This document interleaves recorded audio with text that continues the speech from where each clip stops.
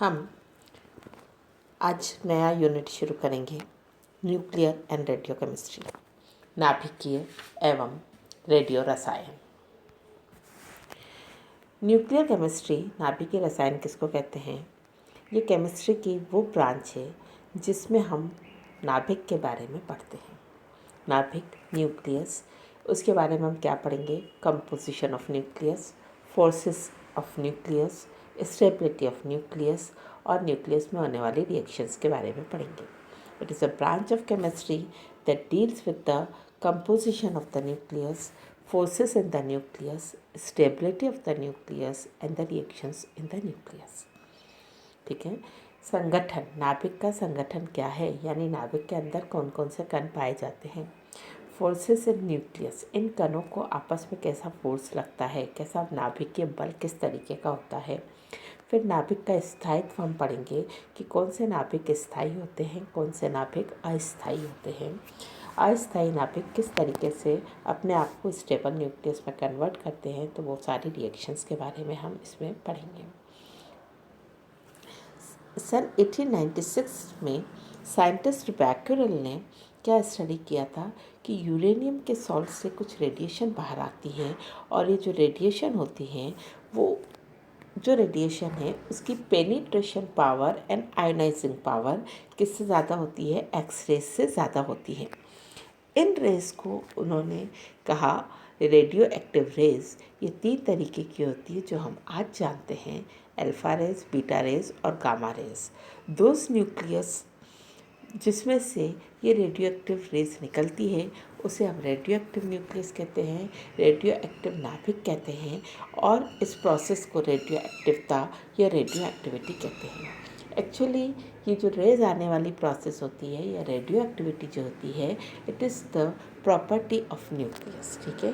तो scientist Becquerel ने radio activity की खोज की और इसने बताया कि ऐसे न्यूक्लियस जिसमें से अल्फ़ा बीटा गामा रेज आते हैं उसे हम क्या बोलते हैं? उसे हम रेडियो एक्टिव न्यूक्लियस बोलते हैं।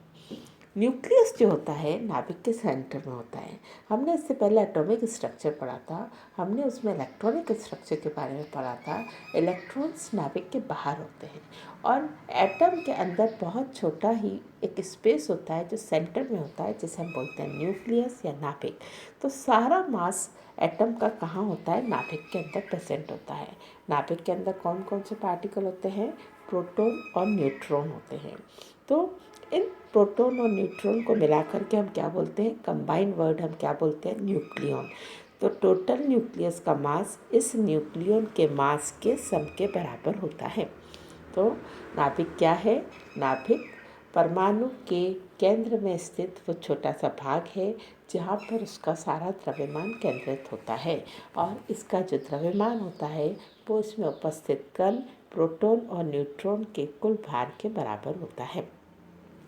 हम किसी नाभिक को हम लिखते हैं एक्स से। कोई भी एक नाभिक है एक्स, इसके यहाँ हम सबस्क्रिप्ट लगाते हैं जेड और ऊपर सुपर स्क्रिप्ट लगाते हैं ए। तो जो सबस्क्रिप्ट होता है इसका, वो सबस्क्रिप्ट हमें इसका क्या बताता है? इसका सबस्क्रिप्ट हमें परमाणु क्रमांक बताता है, एटॉमिक नंबर बताता है। परमाणु क्रमांक वास्तव में क्या होता है? परमाणु क्रमांक नाभिक में उपस्थित प्रोटॉनों की संख्या होती है और जितने प्रोटॉन की संख्या होती है एटम को न्यूट्रल बनाने के लिए उतने ही इलेक्ट्रॉन उस नाभिक के बाहर उपस्थित होते हैं, ये हम सब जानते हैं। तो जब भी कोई नाभिक, हम जब नाभिकीय रसायन पढ़ रहे हैं तो हम एटम की बात नहीं कर रहे हैं, हम न्यूक्लियस की बात कर रहे हैं। तो न्यूक्लियस के अंदर सेंटर में जो न्यूक्लियस है उसके अंदर जितने प्रोटॉन पाए जाते हैं वो actually number of proton is equal to number of electron in the outer shell होता है, number of electron in the electronic structure होता है और यही उसका परमाणु क्रमांक कहलाता है। हम पीरियोडिक टेबल पढ़ते हैं, periodic table are arranged on the basis of the atomic number. तो ये एटॉमिक नंबर, ये जेड, ये क्या है? Number of proton present in the nucleus या number of the electron present in extra nuclear part. जो यहाँ हम ए रिप्रेजेंट कर रहे हैं, ये ए जो है यहाँ पर, ये ए क्या बताता है? ये ए हमें बताता है कि उस नाभिक में कितने प्रोटॉन और न्यूट्रॉन मिलाकर के इकट्ठे हैं, कितने न्यूक्लियन उपस्थित है। ये द्रव्यमान संख्या के बारे में जानकारी देता है। ठीक है। द्रव्यमान संख्या क्या है? ए को हम क्या बोलते हैं? Mass number. बच्चों, mass is different and mass number is different, ये हम हमारे नेक्स्ट स्लाइड में नेक्स्ट टॉपिक में पढ़ेंगे। तो हम यहाँ क्या कह रहे हैं कि Z हमें बताता है कि नाभिक में कितने प्रोटॉन हैं, A हमें बताता है नाभिक में कितने प्रोटॉन और न्यूट्रॉन हैं। तो अगर हमें नंबर ऑफ़ न्यूट्रॉन निकालना होगा, तो हम कैसे निकालेंगे? Number of neutron is equal to A minus Z। A क्या है? टोटल नंबर ऑफ़ न्यूक्लियन है। अगर उसमें से हम प्रोटॉन के नंबर को माइनस कर देंगे तो हमारे पास क्या आ जाएगा? नंबर ऑफ़ न्यूट्रॉन आ जाएगा। हम क्या कह रहे हैं कि किसी भी नाभिक का मास अलग बात है, मास नंबर अलग बात है बच्चों। द्रव्यमान अलग है, द्रव्यमान संख्या अलग है। यहाँ जो हम m की बात कर रहे हैं, ये m हमारा द्रव्यमान है, और जो हमने पिछली स्लाइड में a पढ़ा था,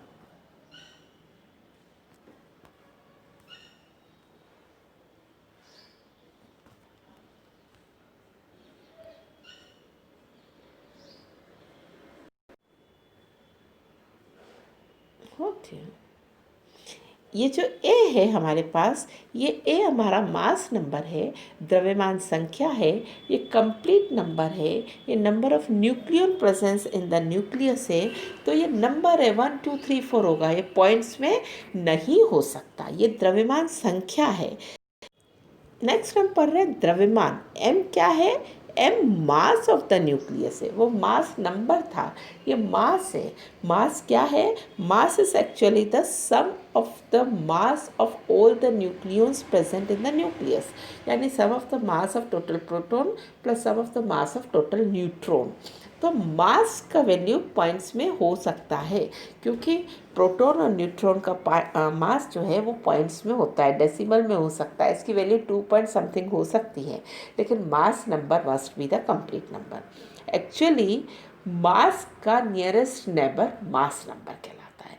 जैसे 10.2222 समथिंग कुछ वैल्यू आती है हमारे पास, तो 10 उसका मास नंबर है और 10.22 जो है वो उसका मास है। तो एक्चुअल मास का नियरेस्ट नेबर जो होता है वो मास नंबर होता है। तो यहाँ हम कह रहे हैं mass of the nucleus m किसके बराबर है? ये sum of the mass of proton हो गया और ये sum of the mass of neutron हो गया। तो sum of mass of proton कैसे निकाल रहे हैं हम sum of mass of proton निकाल रहे हैं, number of proton multiplied by mass of one proton.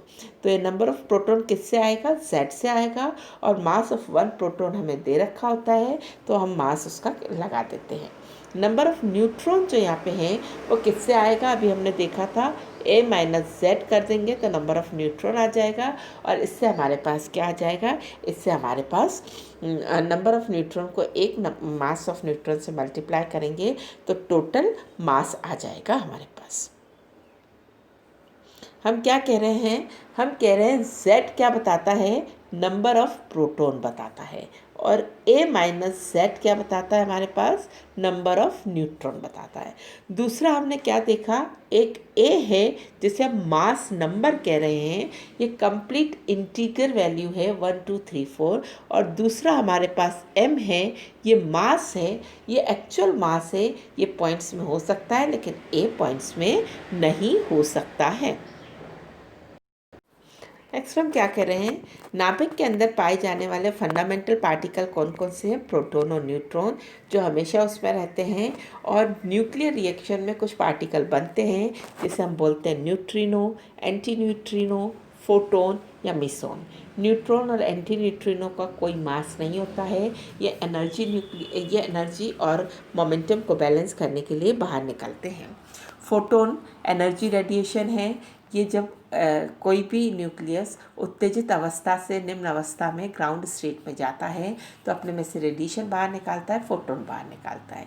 Mission क्या होता है? मिसोन हम आगे चल के जब न्यूक्लियर फोर्स पढ़ेंगे तो उसमें पढ़ेंगे मिसोन 3 तरीके के होते हैं, पॉजिटिव मेसोन, नेगेटिव मेसोन और न्यूट्रल मेसोन। ये चार्ज को बैलेंस करने के लिए बाहर निकलते हैं और न्यूक्लियर रिएक्शंस के कारण होते हैं। नेक्स्ट हम कहते हैं कि न्यूक्लियस के ऊपर कैसा चार्ज है। न्यूक्लियस में कौन कौन पाया जाता है? प्रोटॉन और न्यूट्रॉन पाए जाते हैं। Protons are positively charge and neutrons are neutral. तो टोटल न्यूक्लियस पर कैसा चार्ज होगा? टोटल न्यूक्लियस पर हमारे पॉजिटिव चार्ज आएगा।